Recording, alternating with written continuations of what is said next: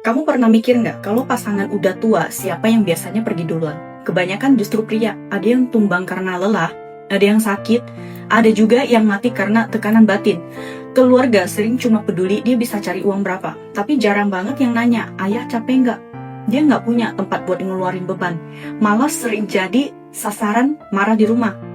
Orang bilang, hidup itu susah, tapi buat pria, hidup jauh lebih susah.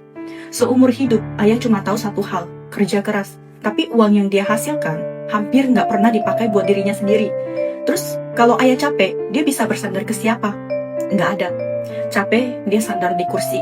Ngantuk, dia rebah di kasur. Dingin, dia pakai baju. Sakit, dia minum obat. Nggak berdaya, dia bersandar di tembok. Dia takut anaknya susah. Takut istrinya nggak ngerti perasaannya. Lapar pun ditahan, sakit pun disembuhkan sendiri. Itulah ayah. Makanya, jangan pernah berdebat atau marah sama ayahmu. Marahin ayah bukan bukti keberanian.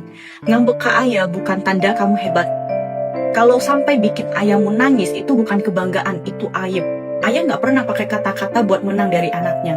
Dia pakai bahunya buat nanggung hidup dan masa depan keluarga. Kamu mungkin ngerasa ayah keras kepala, cerewet, nggak peka. Tapi sadar nggak? Itu cuma cara canggungnya buat melindungi dan mencintai kita. Kalau suatu hari ayah nggak lagi nyapa kamu, nggak lagi nelpon, itu bukan karena dia berubah. Mungkin hatinya udah dingin karena sikap kita sendiri. Ayah itu kayak buku tanpa kata indah, tapi isinya penuh kejujuran dan cinta yang nyata. Ayah mungkin terlihat biasa, tapi kasih sayangnya seberat gunung. Dulu waktu kecil, kita nggak ngerti arti cinta seorang ayah. Dan saat akhirnya paham, kita udah bukan anak kecil lagi. Buat semua ayah di luar sana, terima kasih udah kuat bahkan saat dunia nggak berpihak.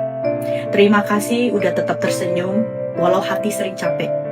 Kalian mungkin nggak pernah minta dihargai, tapi tanpa kalian nggak ada yang namanya rumah.